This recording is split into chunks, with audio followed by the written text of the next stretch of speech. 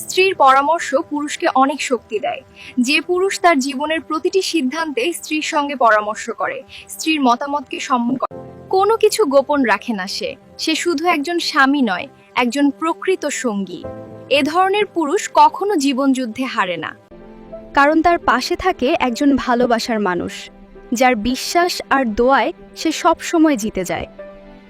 আমার তাকদিরের সবচেয়ে সুন্দর অধ্যায় আমার স্বামী, যাকে টাকা দিয়ে নয় অনেক ভাগ্য করে পেয়েছি আমি। বাবার পরে বাবার মতো আগলে রাখা দ্বিতীয় পুরুষটাই আমার স্বামী। আমি খুব ভাগ্যবান যে তার মতো একজন সঙ্গী পেয়েছি, যিনি সবসময় আমাকে ভালোবাসেন এবং আগলে রাখেন। আমার স্বামীর সাথে আমি কারো তুলনা করি না। আমার স্বামী আমার কাছে পৃথিবীর সবচেয়ে সেরা। আলহামদুলিল্লাহ, আমার সবটুকু ভালোবাসা এবং কৃতজ্ঞতা কেবল তার জন্য। সে আমার জীবনের পরম আশীর্বাদ। আপনি কি জানেন, নিজের স্ত্রীকে ছোট করলে আসলে নিজের জীবনটাই ধীরে ধীরে নষ্ট হয়ে যেতে পারে।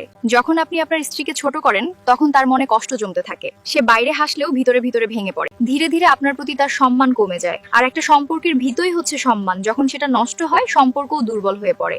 ভালোবাসা কমে যেতে শুরু করে, কারণ ভালোবাসা কখনো অপমান সহ্য করে না। ঘরে শান্তি নষ্ট হয়ে যায়। ছোট ছোট বিষয় নিয়েই ঝগড়া শুরু হয়, আর সংসারে অশান্তি বাড়ে। শেষ পর্যন্ত সম্পর্ক ভেঙে যাওয়ার ঝুঁকি তৈরি হয়। যেখানে সম্মান নেই, সেখানে সম্পর্ক টেকে না। তাই কখনো নিজের স্ত্রীকে ছোট করবেন না। তাকে সম্মান দিন, ভালোবাসা দিন, দেখবেন আপনার জীবনও সুন্দর হয়ে উঠবে। ভিডিওটা ভালো লাগলে লাইক, শেয়ার আর সাবস্ক্রাইব করতে ভুলবেন না। আমাদের সাথেই থাকুন এবং নতুন সব আপডেটের জন্য চোখ রাখুন। টাকা থাকলেই কি সুখ পাওয়া যায়?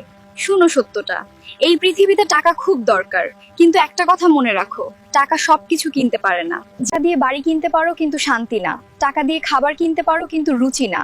আজ মানুষ টাকা রোজগারে এত ব্যস্ত যে নিজের পরিবারকেই সময় দিতে পারে না। সবচেয়ে বড় সত্য হলো, হালাল উপার্জনের টাকায় বরকত থাকে, আর হারাম টাকায় শুধু সমস্যা। তাই টাকা কামাও, কিন্তু ভুল পথে না। আমাদের সবার উচিত সততা বজায় রেখে জীবন যাপন করা। সৎভাবে কামাও, তবেই জীবন সুন্দর হবে।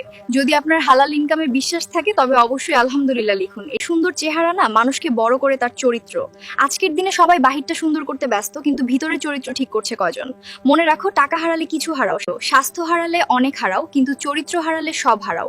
একজন ভালো চরিত্রের মানুষ সব জায়গায় সম্মান পায়, আর খারাপ চরিত্রের মানুষ সব জায়গায় অপমানিত হয়। তাই চেষ্টা করো মিথ্যা কথা না বলা, কাউকে কষ্ট না দেওয়া, নিজেকে সৎ রাখা। কারণ চরিত্রই তোমার আসল পরিচয়, যা কখনো লুকানো যায় না, এবং এটাই তোমার জীবনের শ্রেষ্ঠ সম্পদ। বাবা মাকে ভালোবাসা মানে কি জানো? বাবা মাকে ভালোবাসা মানে হলো তাদের প্রতি সম্মান।